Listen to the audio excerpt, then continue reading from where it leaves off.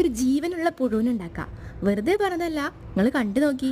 പിൻട്രസ്റ്റിൽ ഈ ഒരു ഐഡിയ കണ്ടപ്പോൾ തന്നെ എനിക്ക് നല്ല ആഗ്രഹം ഉണ്ടായിരുന്നു ഇതൊന്ന് ഉണ്ടാക്കി നോക്കാൻ. അപ്പോൾ ട്രൈ ചെയ്യുന്ന സമയത്ത് നിങ്ങൾക്ക് കൂടെ ഒന്ന് കാണിച്ചു തരാമെന്ന് വിചാരിച്ചു. ഒരു ഗ്രീൻ പേപ്പർ എടുത്തിട്ട് അത് ലീഫിൻ്റെ ഷേപ്പിൽ കട്ട് ചെയ്തിട്ട് സിഗ്സാഗ് ആക്കി മടക്കി കൊടുക്കുക.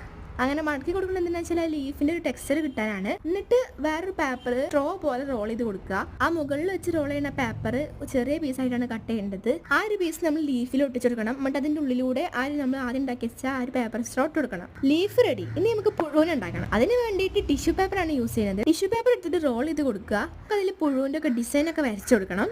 എന്നിട്ട് അതിന്റെ മുകളിൽ നിന്നും താഴെ നിന്നൊന്ന് പ്രസ് ചെയ്ത് കൊടുത്താൽ പുഴു റെഡി. അതിന്റെ മുകളിലും താഴെയായിട്ട് നമ്മൾ ഉണ്ടാക്കി വെച്ച 2 സ്ട്രോയിലും ഫെവിക്കോൾ വെച്ചിട്ട് ഒട്ടിക്കുക. അത്രേ ഉള്ളൂ, നമ്മുടെ ജീവനുള്ള പുഴു റെഡി. ഞാൻ ആദ്യം ഉണ്ടാക്കിയ ലീഫ് കുറച്ച് ചെറുതായതുകൊണ്ട് തന്നെ ആ സെയിം രീതി തന്നെ ഒരു വലിയ ലീഫാണ് ഞാൻ ഉണ്ടാക്കി കൊടുത്തത്. ഏതായാലും സംഭവം അടിപൊളിയല്ലേ? ഇഷ്ടപ്പെട്ടാൽ പിന്നെ ലൈക്കും സബ്സ്ക്രൈബും ചെയ്യാൻ മറക്കണ്ട.